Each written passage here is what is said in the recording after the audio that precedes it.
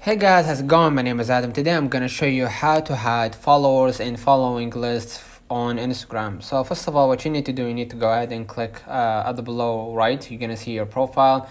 From here, what I'm gonna do, I'm gonna click the three bars at the top right. And if you want to hide your followers from other people, from seeing it, you can just go ahead and click the settings. Go ahead to your privacy. And what I'm gonna do here, I'm gonna just switch my account to a private account because I am using a creator or even a professional account. I will not be able to switch my account to a private account. So if you're using a personal account, just go ahead and toggle on the private account, and people will see the numbers, but they won't see your followers or even your following list without your approval first. Let me know in the comments if this video helped you. Don't forget to like and subscribe.